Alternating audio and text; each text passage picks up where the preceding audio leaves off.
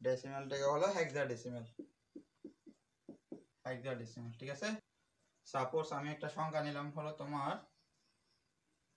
532, এটা একটা কি আমি ডেসিমেল সংখ্যা নিলাম, দেন তারপর ওটা আমি নিয়ে যাবো কোথায়, হেক্সাডেসিমেল। হেক্সাডেসিমেল বেস কত 16। তাহলে এখানে কি হবে ভাইয়া, হেক্সাডেসিমেল যেহেতু নিয়ে যাবো তাহলে হেক্সাডেসিমেল বেস কত 16 না, এই 16 দ্বারা কি করতে হবে আমার ভাগটা করতে হবে। তাহলে দেখো 532 কে যদি আমি প্রথমে 16 দ্বারা ভাগ করি, দেখো তো 532 কে 16 দ্বারা ভাগ করলে, 32 কে যদি 16 দ্বারা ভাগ করি তাহলে 53 মধ্যে প্রথমে দাও, 53 মধ্যে 16 কত যায়,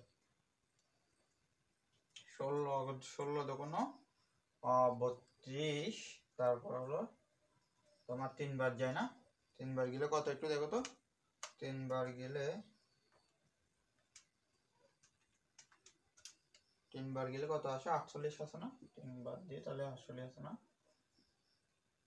48। ঠিক আছে, তাহলে এখন আমার 53 থেকে যদি 48 চলে যায়, 13 থেকে 8 চলে গেলে তোমার কত থাকে, আর 5 থাকে না, তাহলে এদিকে থাকে কত 2, আবার 3 দেওয়া দিলে কত আসে 48, 16 48। তাহলে এখন আমার দেখো তো 12 থেকে 4 টাকা কত 4। তাহলে আমি কি করবো, ভাগফল যেটা আছে এটা আগে লিখবো। তাহলে এখানে কি 33 প্রথমে আগে লিখবো, দেন তারপর লিখবো হলো তোমার কি 4 যেটা বাকি আছে সেটা। তো 33 কে আবার কত দ্বারা ভাগ করতে হবে, 16 দ্বারা।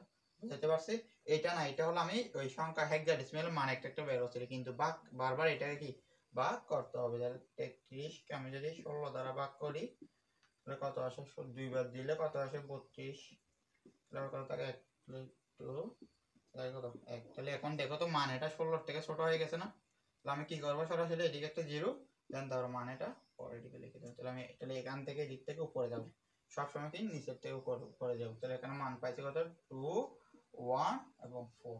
ঠিক আছে, এটা হলো তোমার হেক্সাডেসিমেলের মান।